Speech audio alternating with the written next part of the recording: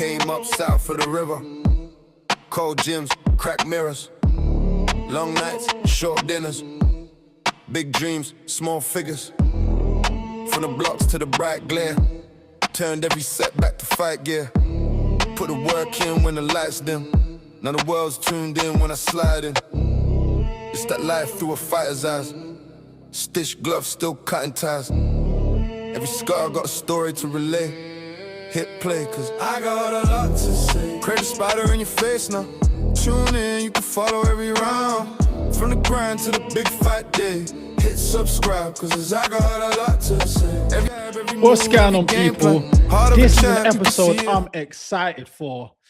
You know, I want to talk about my whole fight week, my first time in Ghana, my experience, what I went through, the good, the bad, the ugly, the good points, the things I would improve on.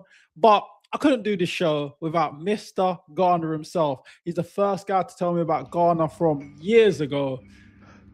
David Alorka. Let's go. Let's invite him in the chat, and he's going to say what's really going on.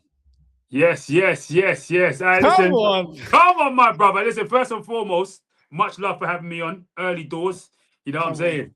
Nah, it's a big time blessing. Huge shout out to you, everybody that's watching. Please hit that subscribe button. Get involved in the comments below and support my boy Spider still, because he's not ain't playing no games. You understand? I had to have you on. You had to.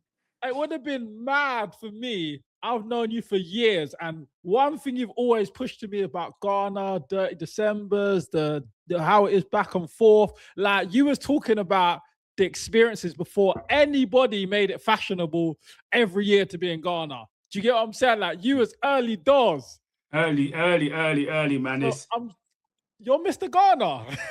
It's crazy because even like during the announcement press conference, even Eddie Hearn shouted it out as well. It's crazy because I've been on to Eddie for time about it, and he's just been out here watching the IG stories, seeing how lit it is, seeing how active it is over that side. So it was such a blessing to get this bad boy over the line, obviously with Legacy Rise and stuff like that, and to have you be the headliner as well. But it was just perfect, bro. Because I've been rapping to you about it for time. No, but that's what we want. It's like, listen, I've got a lot to talk about. That's what it's about. A lot to talk about. So that's the idea of it. We want to express things we got to say, get off our chest, no filters.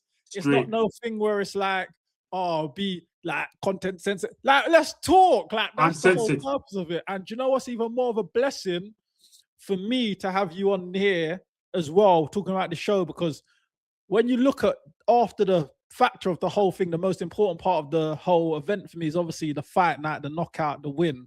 And when I look at my images, I got bare picture of you on the end of the announcement, you know, doing the interview, just embracing with the belt with you. So come on, you're part of the whole experience of my experience as well as the whole thing. So yeah, nah, it's only right, my brother. It's only right. It's absolutely only right. It's mad because for those that don't know, I work very closely with Legacy Rise, which is the team that are in partnership with Matchroom and AJ's 258 that made this happen. We've got loads of stuff coming up this year as well. But you know, I remember the internal meetings that we had in the Ghana side when we were looking at headliners and the people that Matchroom were bringing forward, and I said, no. We've got to bring Craig out. We've got to make it happen. We've got to have the homecoming.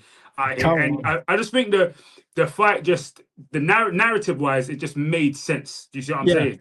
It's like, you know, speaking to you both about it, you know, both of you have fought Josh Watsy, who's a Ghanaian, and now you two are both clashing for who's taking the crown, the next stage forward in Ghana. I think it made perfect sense, bro. And even to be there in the ring with you, hosting the press conference, being in the ring with you as well for the post fight.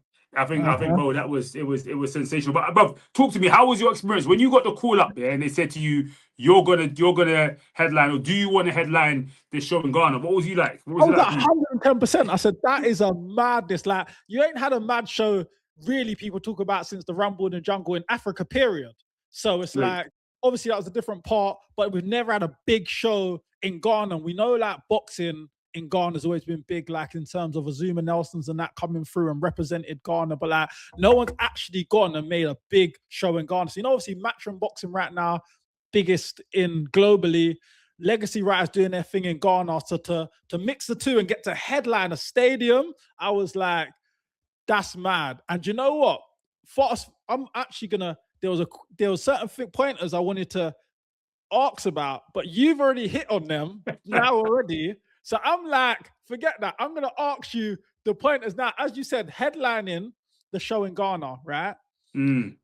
Caribbean descent, obviously. Danazi's Nigerian descent, so it's kind of like, okay, cool, neutralish grounds, but what it is like a lot of Jamaicans reside in Ghana, like Rita Marley, etc. And they say, look, Jamaicans, a lot of people say Jamaicans come from Ghana. Then at the same time, we know Nigeria and Ghana's got their jollof beef. Yeah. Real talk. So we know there's things where there's pros and cons of both sides going to Ghana. But Denzel, Ghanaian, hit a key factor on the commentary. And he said everyone in Ghana will be probably supporting Dan because he's West African. How's that take? How would you take what he said in? Was that a fact that's true? You know, I think it's an interesting take, you know, because it's a funny one. Dan has got a lot of love for Ghana. I've seen Dan in Ghana. I mentioned it during the press conference. Yeah, I mean, I was out there in Ghana with Afro Nation. He was active after his fight with Josh. Josh had him over as well. So he loves GH. You see what I'm saying? He's out there. GH. He's active from that perspective. But Ghana, for those that don't know, Ghana's beef with Niger is like, it's like sibling rivalry. They're just going there back and forth. Nigeria is obviously like 7 times the size of Ghana in terms of population, which means like really and truly Ghana shouldn't really be on the stage to be going. Nah, but we're out here. You see what I'm saying? Like you might have a phrase. You said that. What's your phrase called? Small but taliwa, innit? But we taliwa, innit? That's like Ghana. We're small compared to Nigeria, but we're out here. We got big presence. Straight. We got big presence. Big presence. So you've got that in its entirety as well, and then you've got the love, that Ghanaians have for Jamaica. Like Ghana and Jamaica, the love is unreal. You see what I'm saying? There's some people that even people say, oh, because Jamaicans are a bit more boisterous, they're more towards the Nigerian side, but Jamaicans themselves are like, nah. And the Ghanaians are like, nah. Jamaica, them are our people. Your Jamaican flag colours, same colours as their shanty flag. I've got the Ghanaian, like you've got the Ghanaian shirt on. You see what I'm saying? And the colours are the same. it's real. But so I think there would have been some that would have supported Dan Aziz because he's West African. But really and truly, I actually have the other view. I think, you know, in terms of rivalry, the same way that like when Nigeria were playing Morocco, the Ghanaians wanted in Morocco to win, kind of, because it was like, get down a little bit. You understand what I'm saying? I believe you would have had a lot of support, especially because a lot of people believe that Jamaicans and as do I, Jamaicans are Ghanaians. That this is that's where you're from. So from that perspective, I think you would have had crazy support. You had crazy support there. Do you know what? Yeah, because I felt like I did. Yeah, because obviously everyone in Ghana is nice, regardless. Like the people, everyone embrace you when you come in. Like as I jumped off the plane, you know, the ceremonial thing. I was like, it was all shocking, but I was like, right, what's this? Like, come through the convoy. I was feeling like the president. I was like, yo, get to the moving pick. It was nice. Moses, shout out Moses, the manager there. Me and him got along, exchanged numbers. Any help I needed throughout the week, me and him were just dialoguing. Still dialoguing now, you know. I was doing my 21 days of fast the other day, prayer and fasting. He texted me saying he's doing his 21 days of prayer and fast at the same time. But yeah, that was all good. But what threw me off is I met a couple people, obviously after the win, we're out celebrating, boom, boom, boom, boom, boom.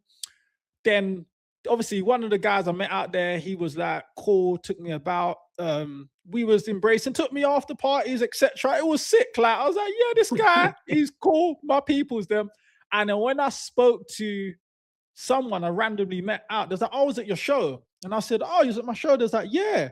I said, you've been to a boxing show? They said, no. I said, what brought you there? Imagine they said, the guy that I was rolling with, yeah? And I said, okay, that's nice. There's like, yeah, he told us to come through to support his boy Dan Aziz. I said, huh? I said, what are you talking about? No, that's my guy. Like, we roll daily. What are you talking? Like, we had a celebration together. Like after, what do you mean to support his boy? You meant support his boy fighting Dan Aziz. Dan Aziz, is like, nah. His boy, Dan Aziz is known for years. I said, huh? So I said, yeah, that threw me off a bit. But I said, okay, cool. I get it, but like the thing is, like everybody's linked in it. So people know people for years, regardless. Like, for example, like if I jumped on the show now, I've known you for years, but like I might just bumped into you in Ghana and it looks like, oh, they just met today in the boxing show, whatever. But like everyone knows everyone from a long time ago. But there was another factor that everyone, the link was mad. Like you see, like even Denzel doing the commentary, like because I got their calls afterwards saying to me, why is the commentator being so biased to you? I'm like, obviously he's biased to me. He's his friend. They're like, nah, the commentator. I'm saying, yeah, like that's his stable mate. They train together. Like he takes him out to Ghana every so often. I said, if you watch the fight, you'll see he's taking his headphones off, running to the corner, giving him instructions, then coming back on. Denzel Bentley's left us at ringside. I think he's going round to see his stable mate. And he's like, that's mad. I said, listen, have you ever watched a boxing fight and seen the commentator in the ring when the fighter gets knocked out to help the guy? But Craig Richards needed the victory tonight. It was mad. Madness. The certain experiences, I was like, okay, cool. That's where I'm like, all right, well, one moment I thought it was Ghana versus Nigeria. I'm slipping in the back door. Certain time I'm like, oh, I'm out the door because I'm not West African. I'm like, yo, like, I'm confused. I get mixed signals. Nah, with that one, with that one, it's straight. That one is straight. That's straight Den still, because obviously that Den's was boy in it. So that's straight Den. I think, what was it? There was that fight that who was it? Cordino was fighting when he won his world title, and Boatsy was on comms for that fight. And when he knocked man up, Boatsy was up in like he almost like jumped into the ring himself. Meanwhile, he's on comms. So in the videos you can see it. Obviously, you know what it's like being in and around boxing, and although there's like some degree of neutrality, if that's your stable mate, there's a degree of, you know what I'm saying? Yeah, with him every day. Do you see what I'm saying? And I think for that, I think that was evidently the case with That's what I think. Do you know what I would have done? I would have put him on the comms, for the prelims and the early, but because it's his stable mate, not on the main event. I would have left like Adam Smith and Darren Barker for the mains. But they wanted to have a Ghanaian on there as well. That's another thing as well, because he's Ghanaian. But I'm telling you the truth, although it looked like that, don't get it twisted. That Ghanaian and Nigerian rivalry, if it wasn't his stable mate and he weren't his brethren, like on that thingy, bruv, I swear down, it would have been overwhelmingly in your favor, bro. Trust me, because I swear to you, that Ghanaian Nigerian rivalry is real. It's real. No, it's real. I heard it's mad. Like I was gonna throw a spanner in his works, and like at the presser, I was gonna say to him, "Yo, what Jello's better? Just walk his whole thing from Earth." You should have done that, you know. You'd have locked up his whole wrap his whole thing from the start. I was gonna, but I was gonna mind games. But I said, you know what? It's not that sort of thing. I'm not a grudge match. I'm gonna be easy this day because I'm on an easy one. This is bigger than this as well. I need to also stay on focus for my career. So I need to get no emotions involved, get my career, 2 good knockouts for the year, and get back on track and start chasing the world titles for 2026. So for me, it was kind of like, just lock in. Don't play no games. Stay focused. Embrace. Obviously, that's why I stayed out in Ghana a couple more days. So then I could experience Ghana, because I knew fight week, I'm just going to lock in. Yeah. I'm just going to lock in. But there was the factors I thought, you know what, I'm going to ask Mr. Garner himself about some of those things, but I'm sure we cleared them up in that factor. But apart from that, I felt like Ghana on a whole was like sick. Like the show, 18,000. We need to steal the idea of the sofas at VIP for here. It's lit, innit? Yeah, it's lit. It's actually lit. It's like you're going to a club, innit? You enter there, hold on, there's sofas, there's drinks, there's vibes, tables. Table service at the show. It's crazy. Sofas. Trust the me. president watching, like the president, like how often do you fight and you have the president watching ringside? with his son. Obviously, his son involved with Legacy, Yep. and everyone on the show. And also, sorry, rewinding, I jump sometimes, but this I have to jump because you just reminded me of KD. That guy's solid. Yeah. Big what time. happened is, you know what happened, yeah? I got to give him his props. So they messed up my ticket because, hey, this is another thing I got to ask you actually. There's me flipping again. They told me they sold the plane over 10% to go to Ghana, British Airways. They said so many Ghanaians usually miss their flight, they don't have the problem. But this time, everybody's got on the flight. And I was like, okay, so you sold my seat. They said, yeah, but you can get on the plane, but we're putting you on economy. I'm saying, no, listen, I'm fighting this week. Like, I can't have my knees in the back of someone's tray. And I'm going to do 6 hours of mobility when I get to the other side. If I weren't fighting, it's not a big deal, but I'm fighting. Like, we've paid for these tickets. Yeah. Like, I'm saying, look, is there anything in first class, premium economy, business, any of the three, I'm happy to take and pay for what we need to pay for because I'm fighting. There's nothing, you're going to have to go economy, So I'm feeling a little bit disrupted, innit? Anyway, bad mood, walking through. I see KD. He said, what's going on? I said, told him the case I just told you. He said, bro, you're fighting. Don't watch nothing. Take my seat. Here's my ticket. Swap. I don't really care. You're fighting. Here, bro. See you on the other side. And that's what I got to say. You know what? Big him up. Because not a lot of men would have done it. They said, oh, sorry to hear that, bro. Listen, we'll chat on the other side. I'll see you on the other side. And I'll see you. I've got customer service email. I'll make sure I pattern something. Help me pattern. Yeah. But you know what? Refund. He bigged me up. He put me swap seats with me because he's like, you're fighting, bro. And you know, not a lot of men would do that. That's, you know what, that is testament to the guy, you know. Honestly, KD is one of the most clean-hearted people that I know. And I know people hear his name in and around boxing, but his character is like exemplary. Like he's such a pure heart. Like that guy is like he's like my brother. Like I love him. Like that's how real it is because, you know, obviously in various different industries, you've got people that are nice or people that are nice to you for a reason because they're trying to get something or nice your face. Yeah, exactly. But he's real. But he's 100. He's 100%. He's 100% real and pure, clean-hearted guy, man. So no, huge shout out to KD. In fact, that whole Matchroom partnership with Legacy Rise and the 258, it wouldn't have happened without KD. That's the reality of the fact. Like, me and KD been speaking for years about trying to get AJ over to Ghana.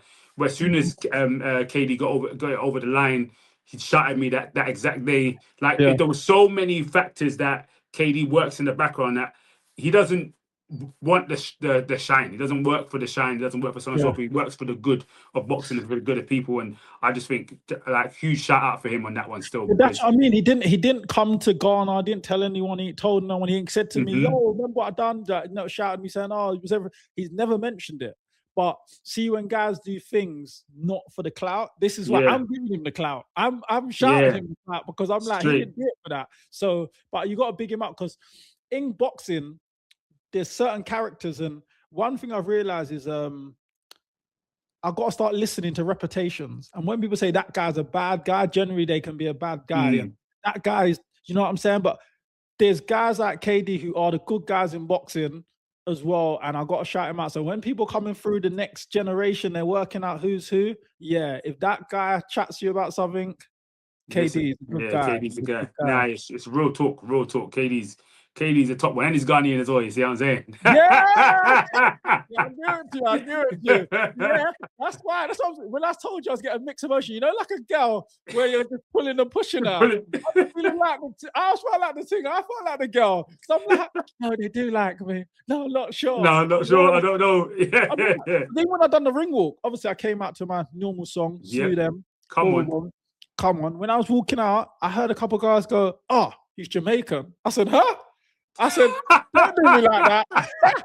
I said, "Don't do me like that." So I'm like, you want to embrace me. Don't, you Jamaican like I'm scum now. Like, don't do that.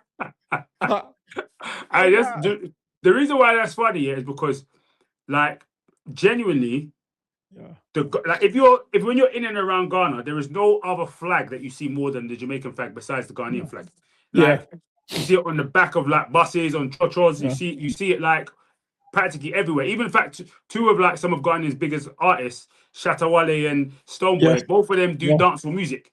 You see what Yes, I'm saying? we They're performed, the didn't African we? dancehall artists. So like that's what I'm saying. That thing there is actually a real thing from that perspective, you know. But Yeah. there's always you always find some banter or something on that from that perspective. But nah, trust me, the love. My girl's Jamaican.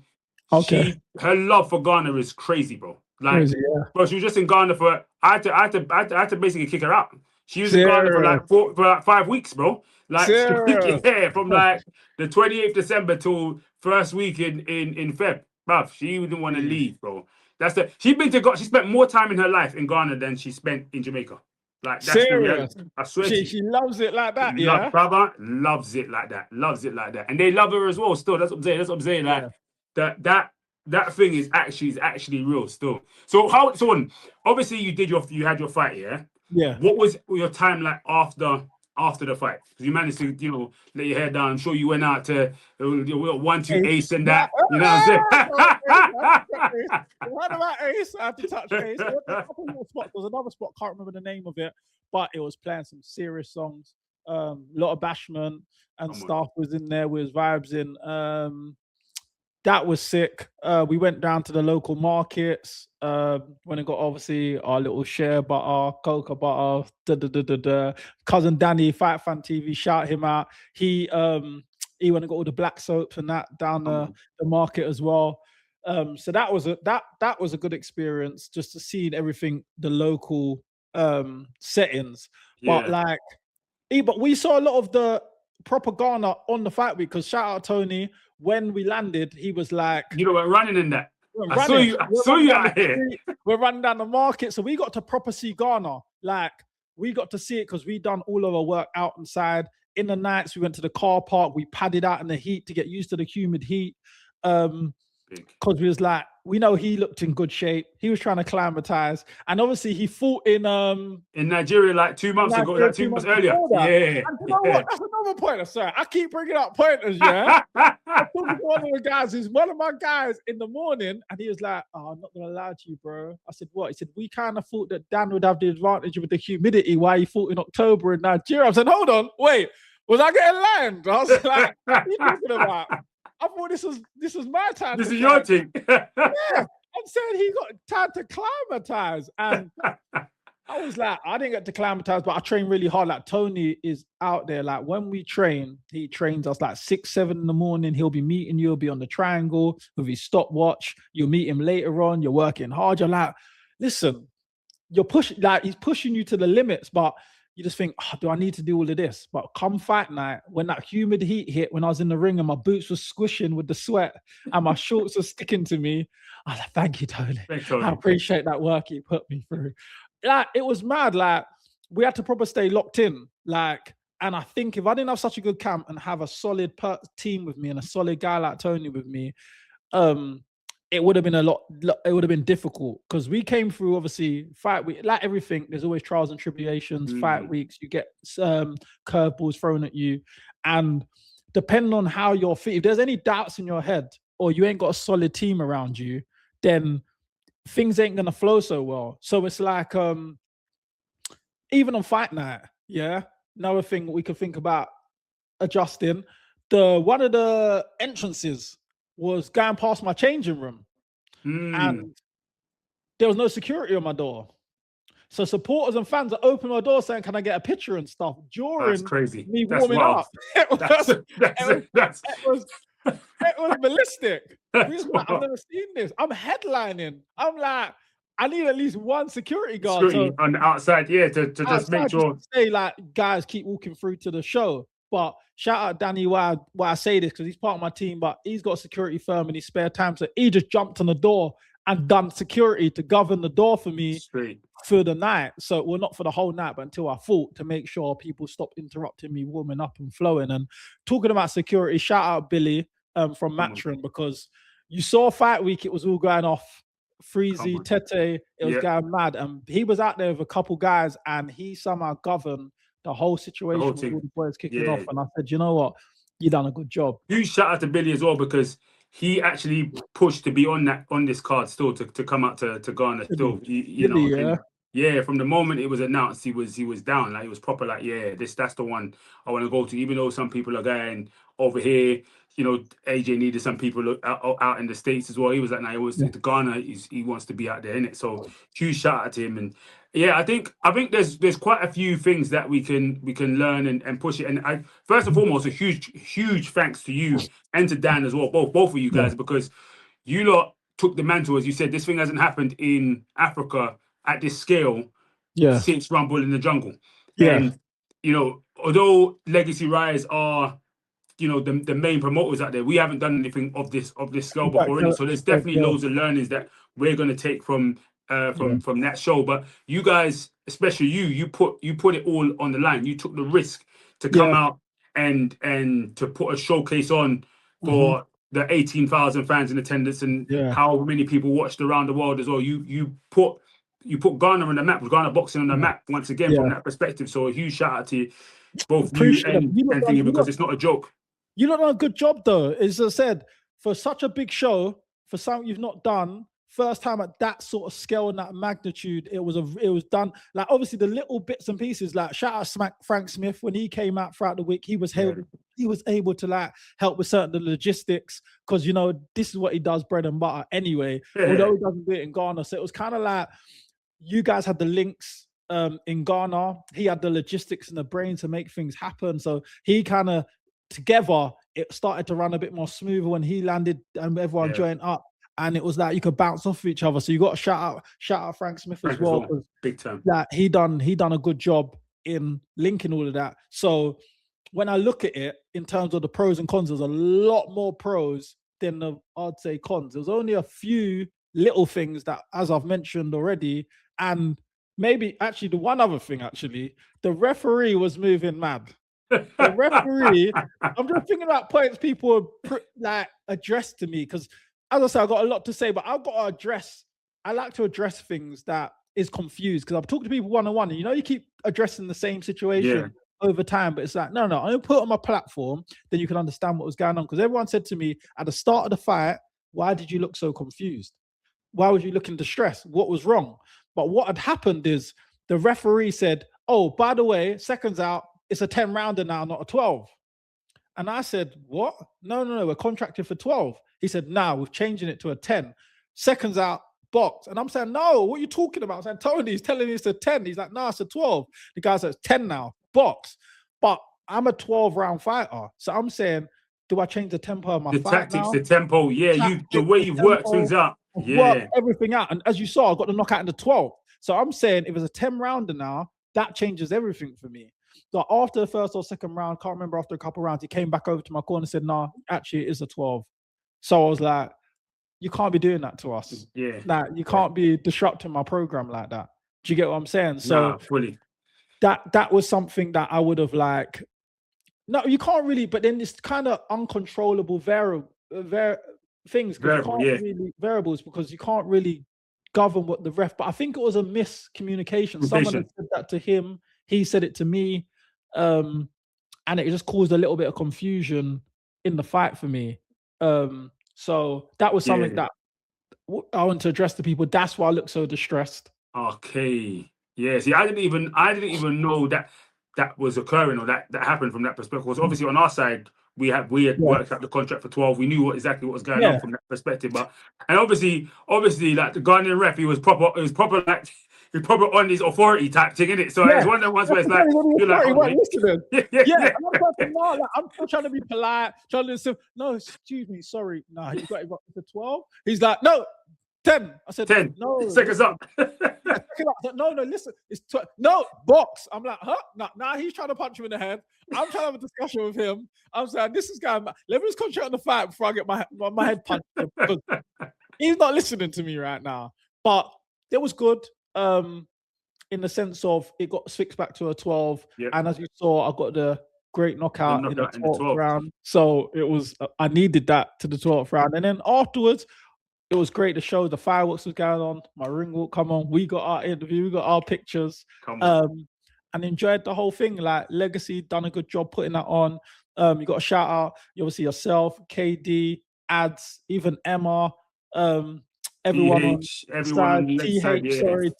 TH as well, Frank Smith, Matchroom Boxing, like everyone come together and done a sick job. And obviously I got to shout out Tony because he came out there and he rid Bird. Not only obviously rides Bird every day with me in the gym, goes above and beyond, but he came out there early, climatized with me. Every day I still out there with our bug spray on so we didn't get bitten, and was padding the car parks in the nights, running with me in the mornings, and we was grinding. But it was a good result, and overall it was a good show. Yeah, no, you know what? We definitely got to get you back over. Like we've got a big plans for this year still, and it's all be kicking off in the next couple of months. So we definitely got to talk and see. Obviously, you'll be fighting this year, innit? But we've got to try and see if we can get you out there again to one of our other shows, so you can come and just enjoy yourself from that perspective as well. Yeah, that's we better to come and enjoy it. Then on the big sofas. That sofa. 100. Listen, I'm telling you, for me, I was only upset during that fight week here because obviously I had my foot, I had my broken foot, so I couldn't even be as active and involved as I would be in it, just because, especially because the amount of people that were over. That I know, love Anthony Yard was over as well. I couldn't take him out. He was out enjoying himself as well. Still, After the fight, he messaged me saying, "Yo, you can't." I'm half asleep. I'm gonna meet you out there. And then going there, I just scooped up to my room and went to bed. You can't have that. I think I'm gonna call it. I was done. 12 rounds in that heat. Hey, bro, he was out. I went back to the hotel. He went out about 4 a.m. Him, Derek, them men went out about 4 a.m. Derek was trying to tell me to come out. I said, brother, my foot's broken, bro. I'm going to my house. I'm going to my house, bro. I'm going to sleep. It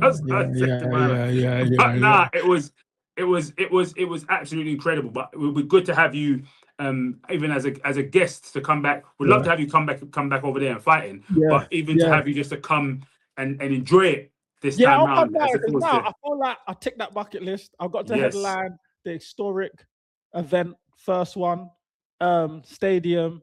Got to embrace it.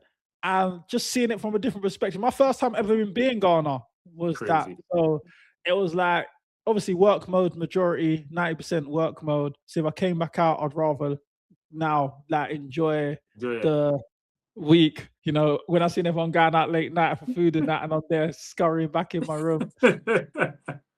Also, I found even a Jamaican takeout out there. Bruv, which one? Which one you go to? Ting Nice? Yeah, when Ting's nice. Listen, I had about 4. I had the Boat Eats. It's come to my room. Is it? Yeah, the Boat Eats. Yeah. Sick. Someone told me about it. I was on there daily. Boat Eats.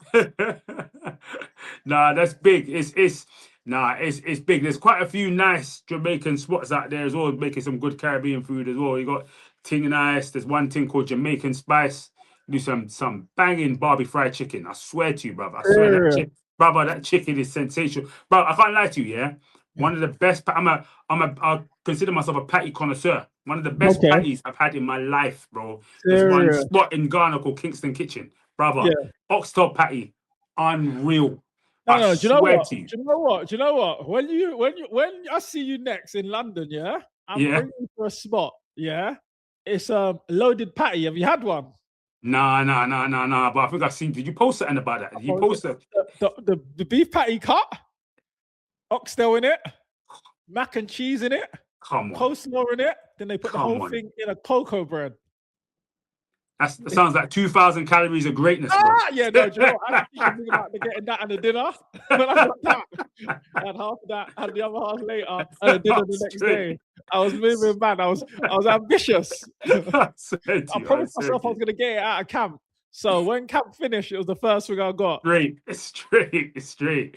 Nah, I'm telling you. But listen, when you're back in GH, trust me, remind me. Kingston Kitchen. I need to get you an oxtail patty over there. Turmeric levels on point. The buttery flakiness of the pastry, sensation. But I swear to you, it's lit, bro. I had a juicy patty out here. I'm in the US right now, innit? And my girl's mum brought some juicy patties from Jamaica, innit? I had a juicy patty and I was like, but I love juicy patty. Yeah, the box. I love juicy patties. I know. I'm like, I love juicy patties, bro, but I can't lie, bro. The Kingston Kitchen, I swear down, in GH, I swear. Listen, brother, I swear to you, bro. When you have that, you'll be like, yeah, it's crazy. Yeah. It's crazy. I'm probably like the only Jamaican who don't eat fried chicken. Is it? You don't eat fried chicken? I don't eat no fried food. Okay, so even boxing. fried fish, no fried fish. No fried fish. Although I love a red brim as well. That's what's You never annoying. red brim. A Oh, what red about brim. what? No, Escovitch.